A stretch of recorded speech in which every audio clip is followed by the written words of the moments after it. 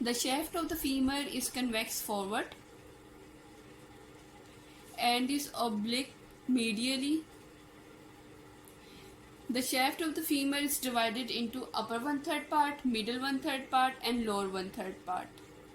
One by one we will discuss upper 1/3 part, middle 1/3 part and lower 1/3 part.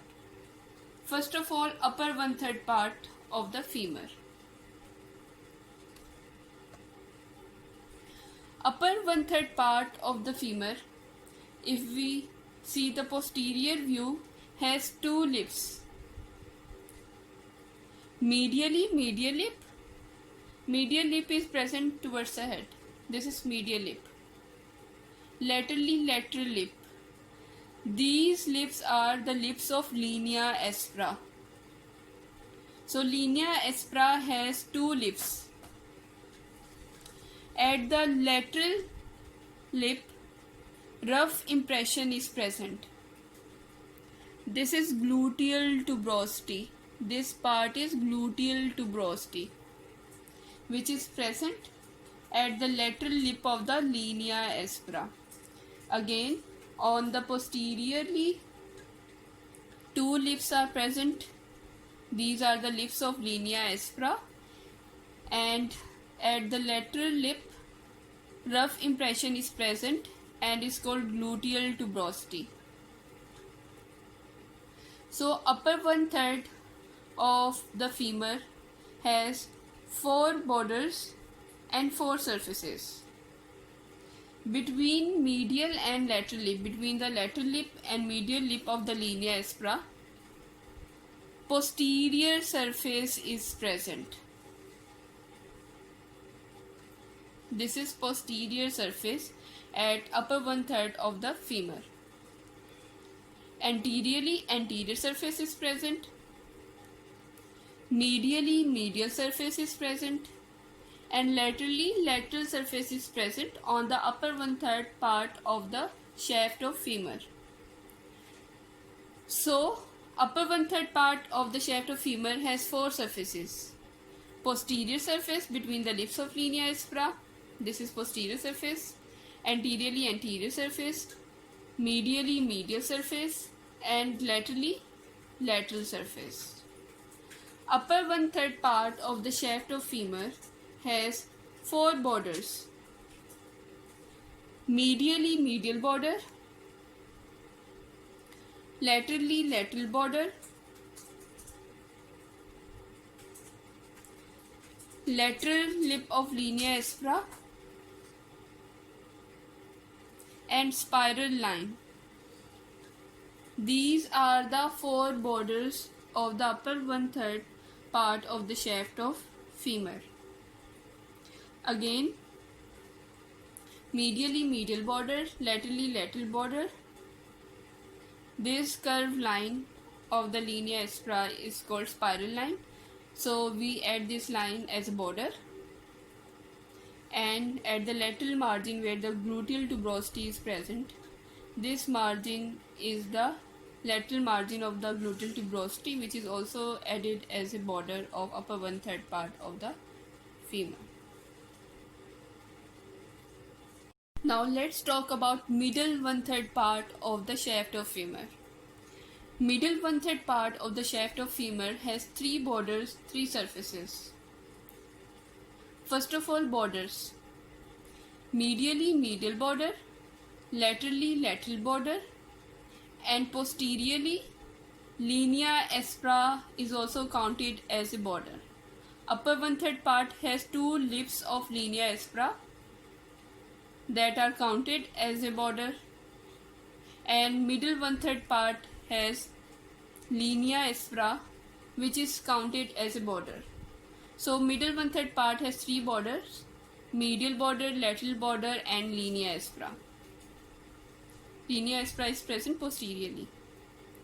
Middle 1/3 part of the femur has 3 surfaces. Anterior surface, anteriorly.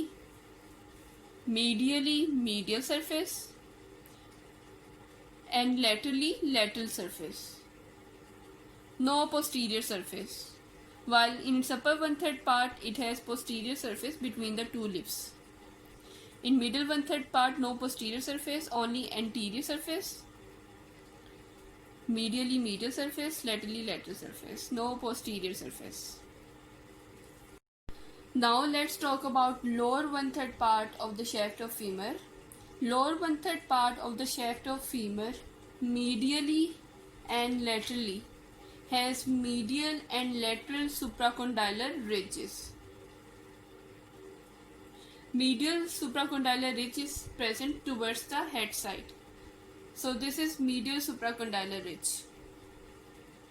And this is lateral supracondylar ridge. This is medial supracondylar ridge and this is lateral supracondylar ridge.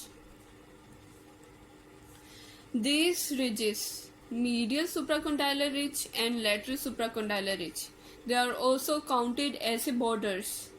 So lower 1/3 part of the shaft of femur has 4 borders: medial supracondylar ridge, lateral supracondylar ridge, and medial border and lateral border. Lower 1/3 part of the shaft of femur has 4 surfaces. Between the medial and lateral supracondylar ridge, surface is enclosed and is called popliteal surface. This surface is called popliteal surface. So lower 1/3 part of the shaft of femur has anteriorly anterior surface, medially medial surface, laterally lateral surface, and popliteal surface, which is present between medial and lateral supracondylar ridge. This is popliteal surface.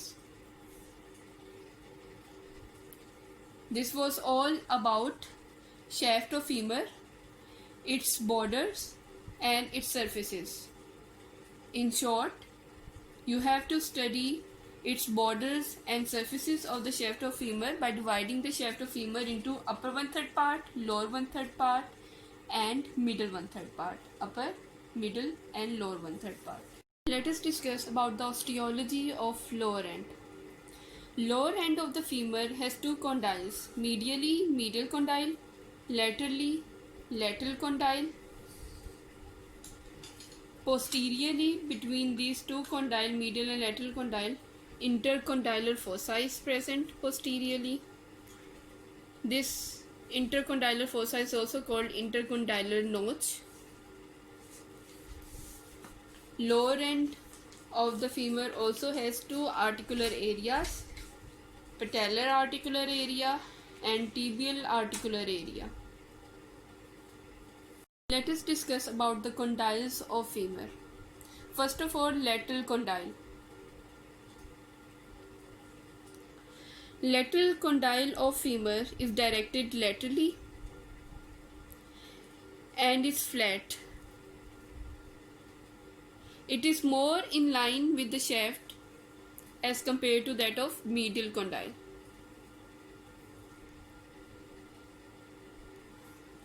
Following are the structures present on the lateral condyle. I am showing lateral condyle like this. First of all, lateral condyle contains lateral epicondyle. This is lateral epicondyle part. Just below the lateral epicondyle, groove is present.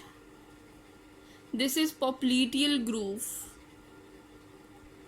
Lateral epicondyle, popliteal groove. And posto-superior to the epicondyle, lateral epicondyle, muscular impression is present. So lateral condyle consists of lateral epicondyle, posto-superiorly muscular impression is present, and below the lateral epicondyle, popliteal groove is present. Weight transmission is more on the lateral condyle as compared to that of medial condyle. Now let us discuss about the medial condyle. Medial condyle of the femur is present medially, and on the medial surface it contains medial epicondyle. At the posto-superior part of the medial epicondyle, important landmark of adductor tubercle is present. This is adductor tubercle. This is medial epicondyle. This is adductor tubercle. Posto-superior to the medial epicondyle, adductor tubercle is present. This is adductor tubercle. Medial epicondyle and another prominence of adductor tubercle. Let us discuss about the articular areas that are present at the lower end of the femur. As I have already told you before, there are two articular areas, patellar articular area and tibial articular area.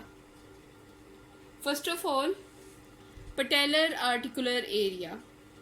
Patellar articular area is present anteriorly and cover the anterior surface of medial condyle and lateral condyle. This is patellar articular surface area. Patellar articular surface area extends more on the lateral condyle as compared to that of medial condyle. Let's talk about tibial articular area. Tibial articular area is present inferiorly and posteriorly to the condyles. Tibial articular area cover the inferior and the posterior surface of the condyles. So inferior part and posterior part, these are tibial articular area, inferiorly and posterior part.